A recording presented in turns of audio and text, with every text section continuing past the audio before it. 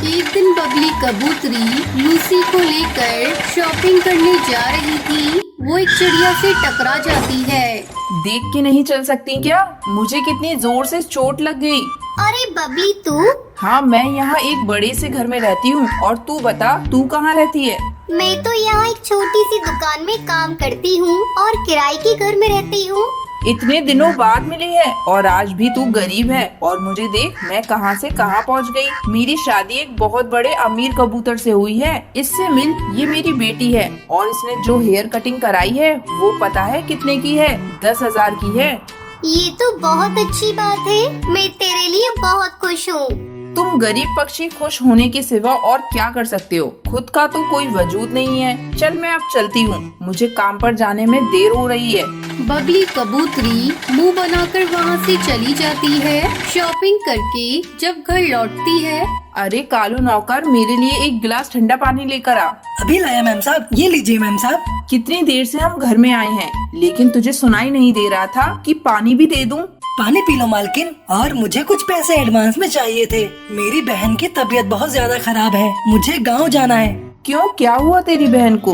वो बहुत बीमार है। डॉक्टर भी अभी कुछ बता नहीं पा रहे हैं कि उसे हुआ क्या है। तू कान खोलकर सुन ले, मेरे घर में बीमारी की बातें मत किया कर। जब तू जाएगा तो पैसे ले लेना। अब जाओ यहाँ से।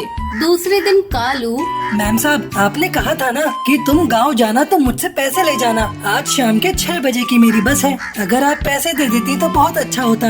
एक काम कर, अभी बहुत समय है, जाकर पहले झाड़ू लगा ले। कालू झाड़ू लगा रहा था, तभी बबली कबूतरी चिल्लाने लगती है। अरे तू पूरे समय झाड़ू लगाता रहेगा क्या? जाकर बर्तन भी साफ कर ले।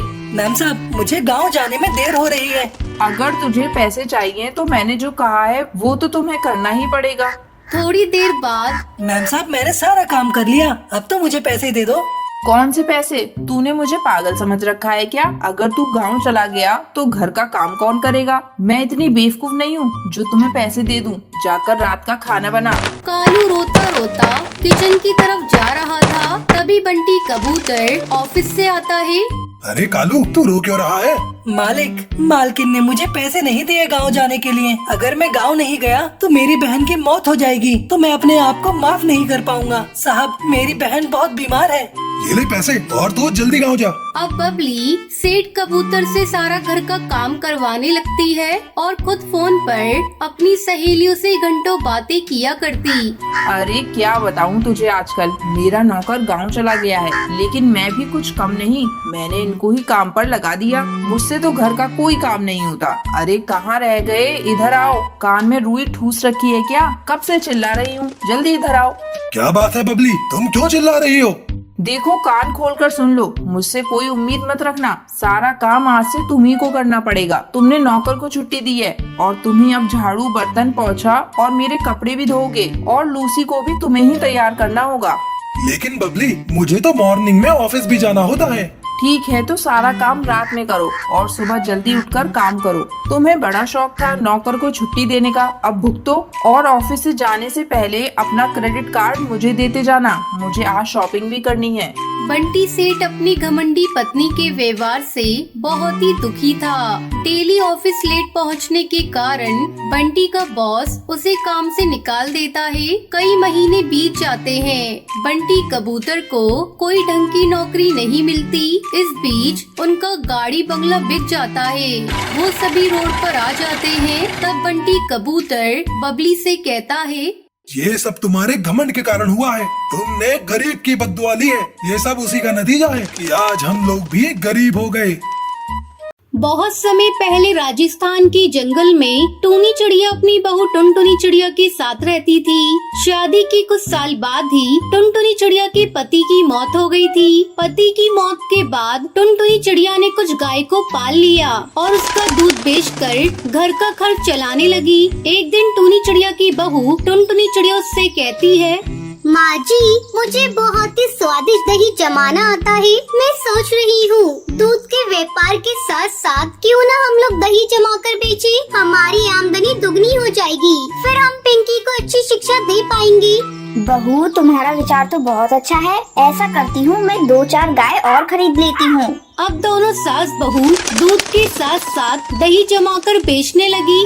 अरे वाह टुनटुनी बहन, ये तो तुमने बहुत अच्छा किया। हमें दही लेने के लिए शहर के जंगल जाना पड़ता था। यहाँ जो कालू दही बेचता था ना, उसकी क्वालिटी तो बिल्कुल घटिया होती है। ऐसा करो, तुम मुझे 20 थैली दही की पैक करके दे दो। मेरी बहू को मायके जाना है।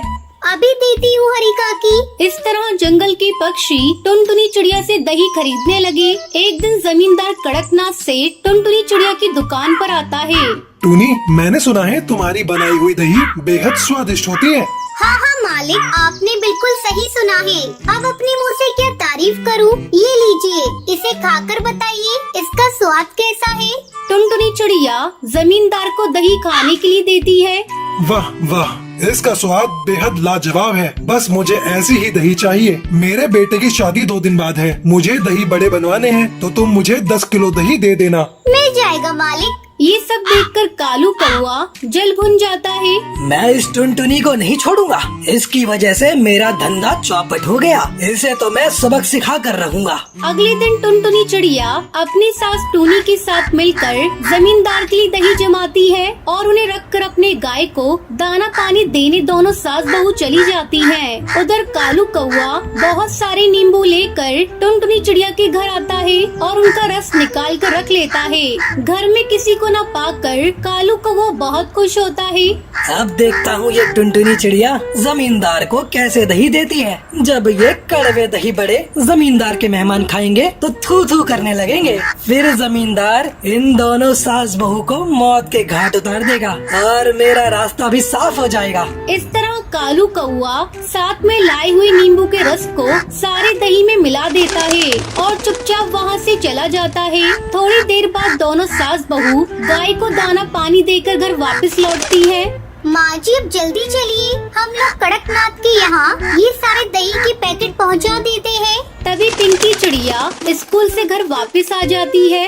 माँ मुझे ये दही दो ना, मुझे भी दही खाना है।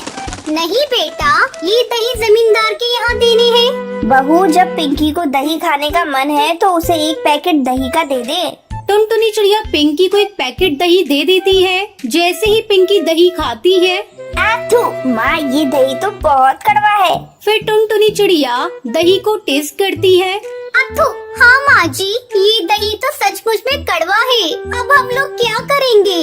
टुनटुनी चिड़िया भगवान का नाम लेकर दही के पैकेट को आंगन की मिट्टी में दबा देती है। हे भगवान, अब हमारी इज्जत आपके हाथों में है। किसी तरह जमींदार कड़कनाथ के कहर से हम लोगों को बचा लेना। अगले दिन टुनटुनी चिड़िया अपने आंगन में जाती है और बहुत सारे दही के पैकेट पेड़ पर लटके हुए देखकर हैरान हो जाती है। भगवान, आपने मेरी लाज रख ली। माँ जी जल्दी आइए, ये देखिए आंगन में चारों तरफ दही के पैकेट उगे हुए हैं।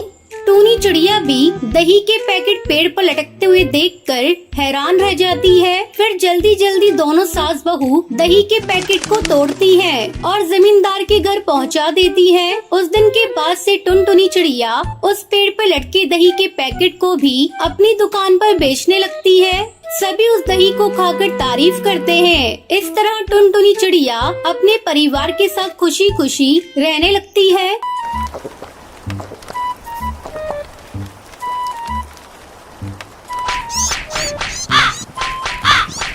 चंपकवन जंगल में टुनटुनी चिड़िया अपने पति बंटी कबूतर के साथ रहती थी। बंटी कबूतर बहुत ही आलसी था। वो कोई काम धंधा नहीं करता था। घर का खर्च चलाने के लिए टुनटुनी चिड़िया अपने पड़ोसियों के यहाँ काम करके थोड़े बहुत पैसे कमा लेती थी।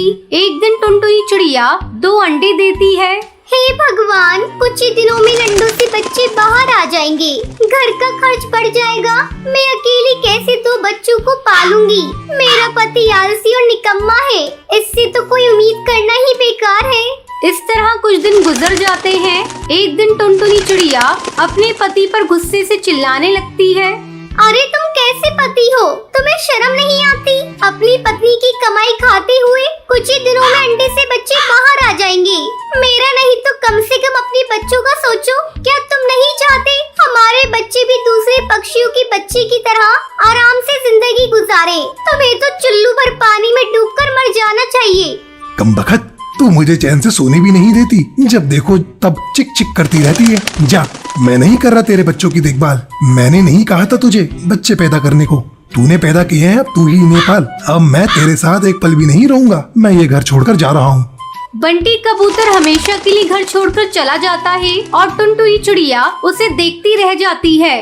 अच्छा हुआ खुद ही घर छोड़कर चला गया, घर में रहकर भी इससे कोई मदद नहीं होने वाली थी। थोड़े दिन बाद ही अंडे से बच्चे भी बाहर आ जाते हैं। टुनटुनी चिड़िया अपने बेटे का नाम गोलू चिड़ा और बेटी का नाम लूसी कबूतरी रखती है।